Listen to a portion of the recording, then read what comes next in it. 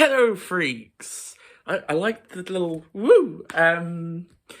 Okay, so this is a video. I've tried to record this video so many times.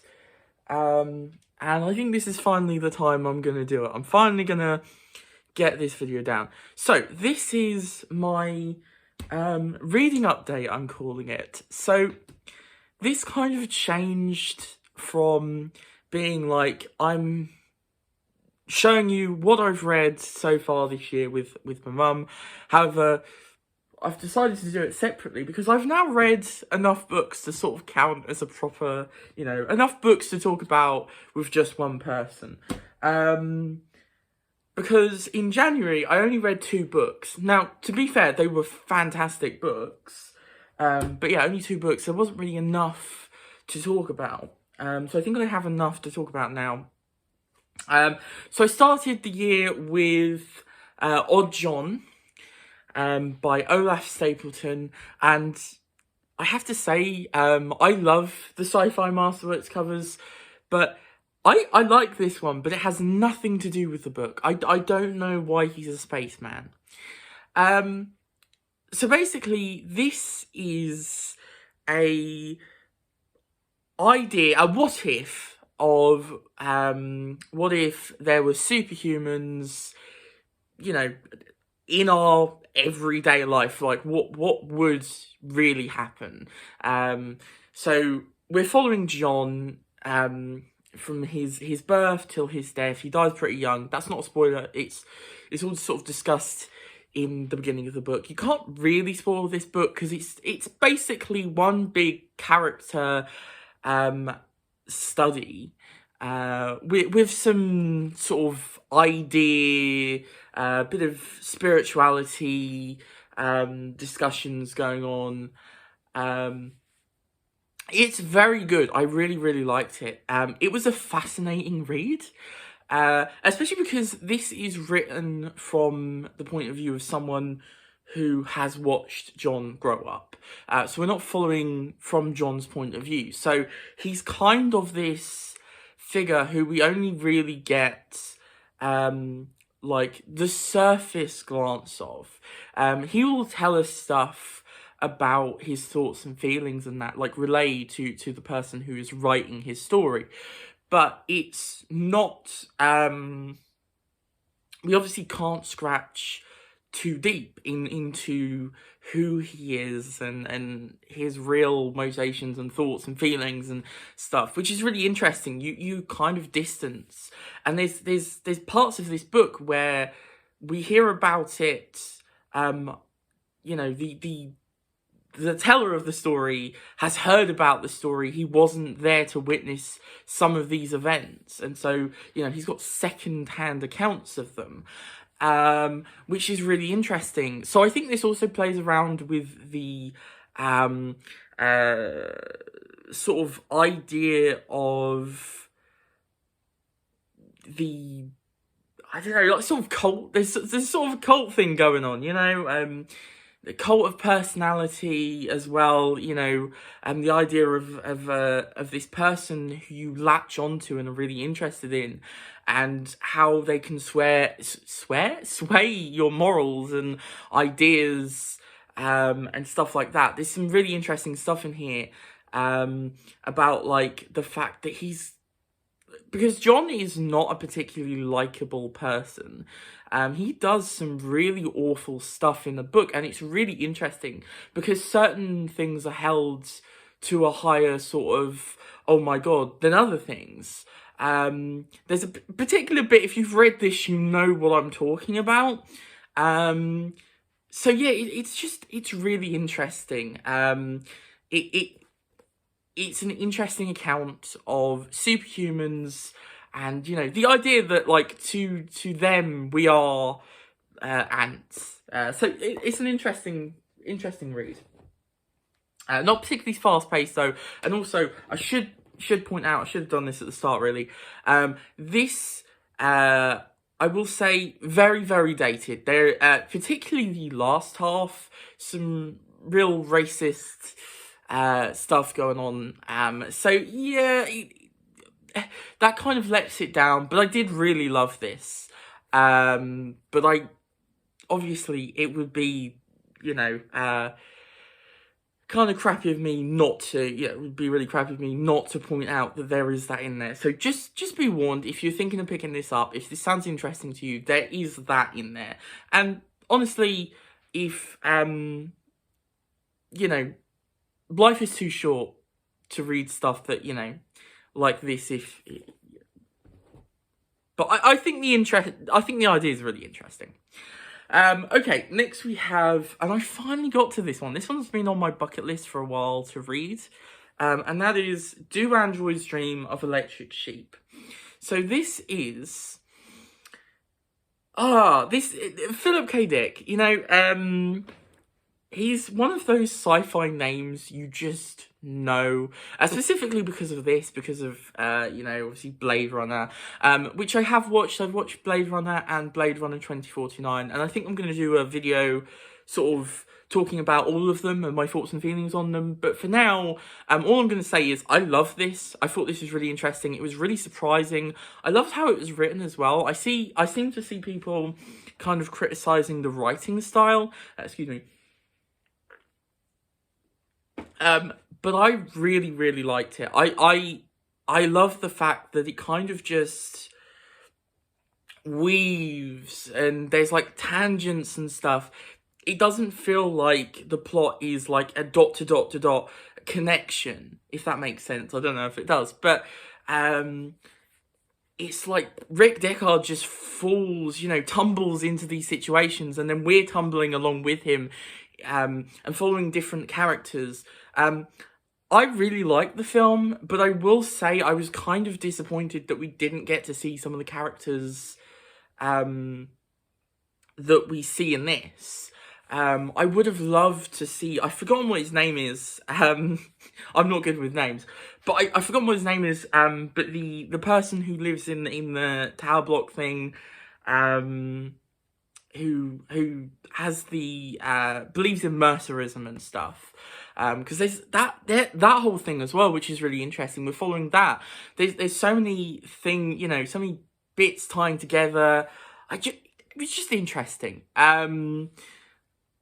There is so much to talk about, so I'm not going to spend too long talking about this. And in fact, I'm going to move on. But yeah, this was really, really good. I highly recommend you read it if you've watched the film. I wouldn't do what I did, which was read the book before the film. I personally find that the book expands a lot on the base idea of Rick Deckard hunting the replicants.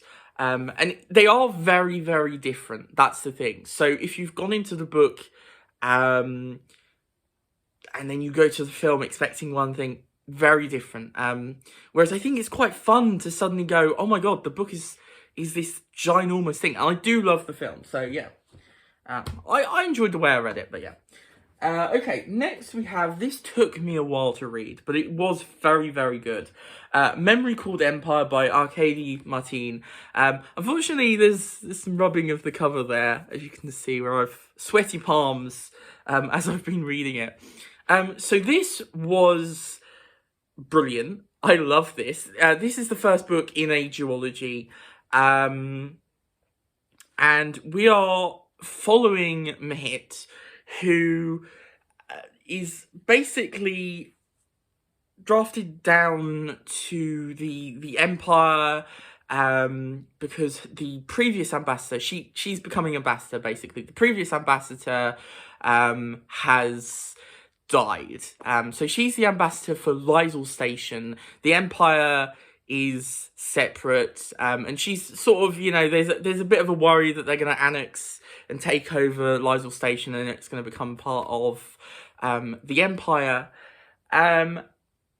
So when she gets down there, it's kind of obvious that, yes, he has been murdered. So it's a bit of a murder mystery with political intrigue, and there's a lot of really interesting discussions in this, particularly about like culture clashes, colonialism, and also language, and stuff like that. There's some really interesting plays on language, and like a big part of the Empire is that it has this culture of poems.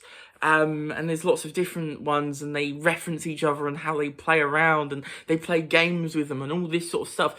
And it's just brilliant. You're falling into this world. It's really, really well done. So yes, I love this, especially because I read this over such a long time. So I really felt immersed after a while. I was just coming back to this and feeling like I was, falling down the rabbit hole with Mahit as well. There's a lot of falling down rabbit holes. There's a lot of tumbling into the unknowns recently. But yeah, this was very, very good. I highly recommend it. I do have the second one now. Yay! And I'm very excited to read it. So yeah, there is a memory called Empire. Okay, so I'm really excited I finally read this one now. Cat's Cradle, Time's Crucible by Mark Platt. This is obviously the next book in the Virgin New Adventures, the beginning of the Cat's Cradle trilogy. Oh, this was brilliant. I love this. Obviously I read Ghostlight, the TV story being my absolute favourite Doctor Who story, and the novelization is even better. I adore it. I love that, and I did a review on the channel. So this, I was like so excited to read some more stuff by Mark Platt, and particularly it being not based on a TV story, so really being able to just expand and do so much. And I love this. This was brilliant. It's really odd. It does, I will say, I don't know if it fits well after, like, having this after Time Worm Revelation. They're kind of similar in some ways. They both sort of feature Ace very prevalently. She is basically the main character, and it is a lot of exploring her character. And we also do see the Doctor as well, like in Time Worm Revelation. But they are very different books. But yeah, this was it. Brilliant. I love this. I love the exploration of like ancient Gallifrey. I'm not a massive fan of Gallifrey lore, if I'm honest, but ancient Gallifrey does really interest me. And especially like, because this is the stuff before the TARDISes, which I think is the bit that's really interesting. I've reached some of the stuff that's like absolutely isn't canon anymore. Like, you can tell none of this really fits the canon now, but it's still just so interesting. And also, I think Mark Platt is probably my favourite writer in terms of the Doctor Who books. His writing is beautiful. It weaves such it has such a sense of place. The way he describes this crumbling city and the process and stuff is just, I love it. I think it's fantastic. I give it 5 stars. I adored it. So yeah, there you go. So I finished those on the same day, and then I read the day after a lovely little short book. I read Convenience Store Woman. This was great as well. This is by Sayaka Murata and translated by Ginny Tapley Takamori. I butchered both of those names, I think. So yeah, I'm sorry for that. This was great. This was really, really interesting. How many times I'm going to say interesting? But this was, because it is sort of one long sort of story. There's no chapters. There are obviously breaks in it, but there's no chapters. It's just a little character study, I guess, of this convenience store woman who kind of likes being working in the convenience store. She's worked there, for most of her life. And it's kind of looking at the idea of expectations, the idea that she doesn't fit in because she's happy where she is. The idea that she doesn't want to progress. And it's wonderful. It's also very maddening and sad. And just following this character who is lovely. I love this character. She doesn't have a boyfriend either, and she doesn't really care or want one. There's another character that gets introduced later on as well that is kind of like sort of the same coin, different side, you know. What is the phrase? I've forgotten the phrase, but yeah, it's kind of like that, which is really interesting as well. Who's really, really unlikable, but kind of an interesting character to add in at this point, and see where this story goes. It's very, very good. However, I will say the marketing for this isn't great, because it says it's like a comedy. Like, it seems like it's going to be a comedy. Like, it keeps talking about how funny it's going to be. The start is quite funny, but it's not really. So don't go into this expecting to laugh. At least I don't think it's that funny. Okay, so next, I read another sci-fi masterwork, and oh my god, this was brilliant. I'm having such good luck with sci-fi and sci-fi masterworks. Demolished Man by Alfred Bester. The Demolished Man was, I'm gonna be honest, a pretty big surprise. I thought I'd probably like this. Can I just say, I hate this cover. This is such an awful cover. But yeah, I thought I was going to like it, but I didn't think I was going to, you know, I didn't realise how much I was going to like it. I didn't realise how fun this was going to be to read.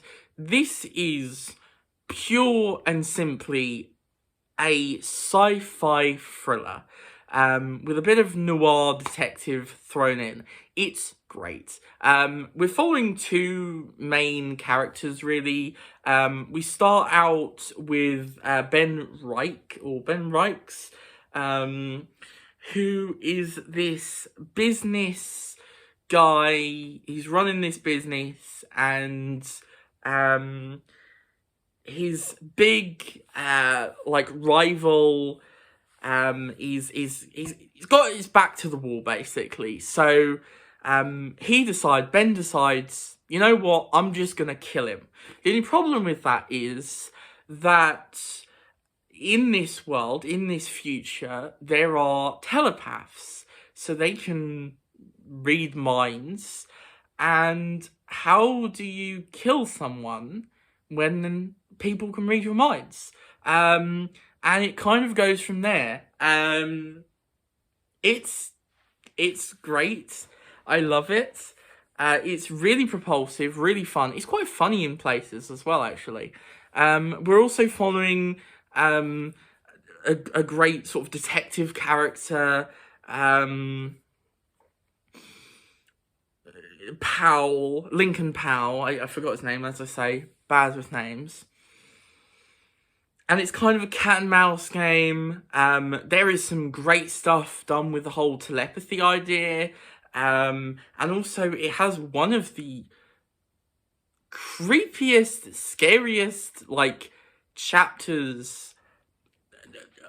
If you've read horror, like, obviously, you know, but it's just mind-bending and like, oh my god, like, it's kind of terrifying. One of these chapters, it's towards the end.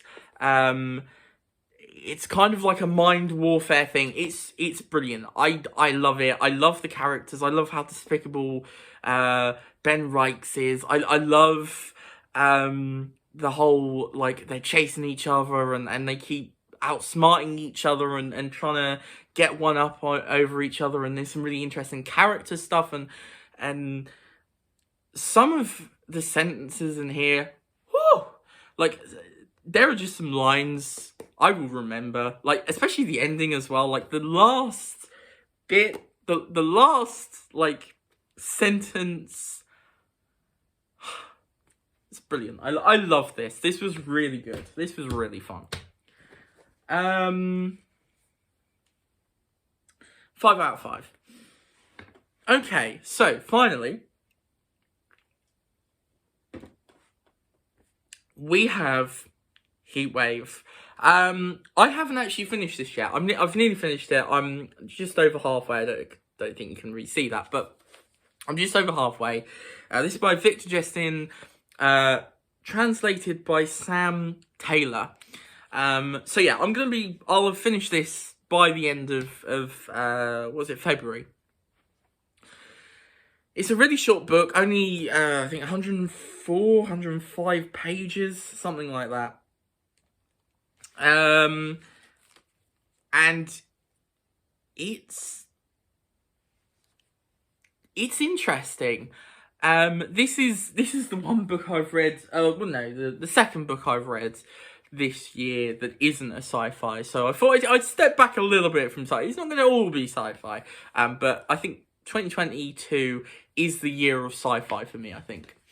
But yeah, Heatwave is interesting. We're following a character called, as I say, in terrible names, Leonard.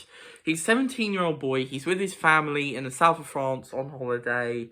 And one night, he witnesses this other boy commit suicide, basically. He just watches. It's using the swing set.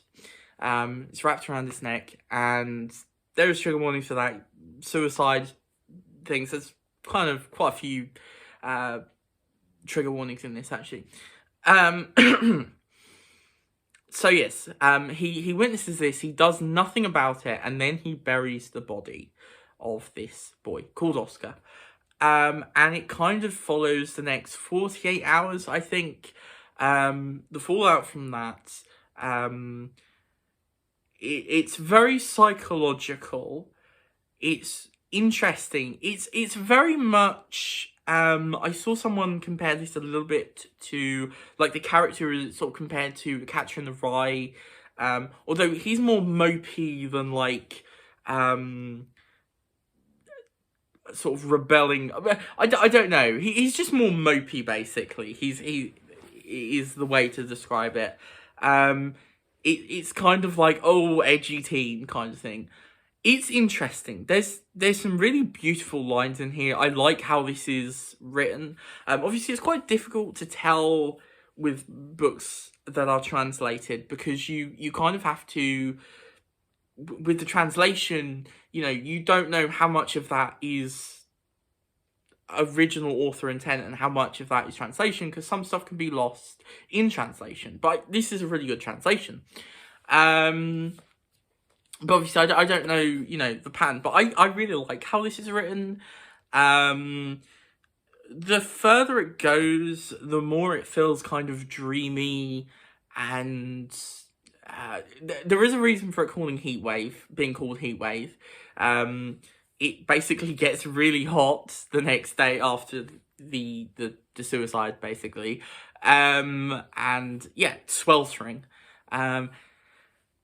So it's just a really interesting psychological book. I'm enjoying it. It's not going to be a favourite, if I'm honest. But I am glad I picked it up so far. I don't know how this ends. I will be interested to see how this ends and where this goes. There was a really, really good moment in this between Leonard and his sort of only friends that he made, although there's other stuff going on as well. If you've read the book, you know it, which I really liked. It was really interesting, particularly because it was coming from this character, this Leonard's friend. So, yeah, it's interesting. Not one of my favourites, but I do really like it. This is also really nice because this is a signed edition. So, yeah. Right, there we go. That is the books I've read, and one that I have not finished yet, but will by the end of the month. I'm liking that stack. I think that's a good set to start the year off with. I'm having a good time. I've read just really good books, which it feels better than last year, to be honest. I started off with the first Virgin New Adventure last year, and it wasn't a very good one. So yeah, and just overall, like, all of these have either been 4 or 5 stars. I think most of these are 5 stars actually. Yeah, most of these are 5 stars with 1 or 2 4 stars, and I think this will probably be about 3.5. We'll see, depending on the ending. So yeah, I'm having a really good time. This has been a really good start to the year. I know some people I've seen on my subscriber list haven't been having such a good one with the books, but I am, so yay. Yeah, really enjoying it. Do let me know if you've read any of these, what you think of these, if you like these, if you're meh about these, or you hate them. Also, are you planning to read any of these? You know, I highly recommend most of them. And yeah. Also tell me what you're reading. You know, what have you been reading so far this year? Okay, I'll see you in the next video. Obviously, subscribe, like the video, all those things that actual YouTubers tell you to do. Actually, you know, good YouTubers tell you to do. And I will see you next time. Bye-bye!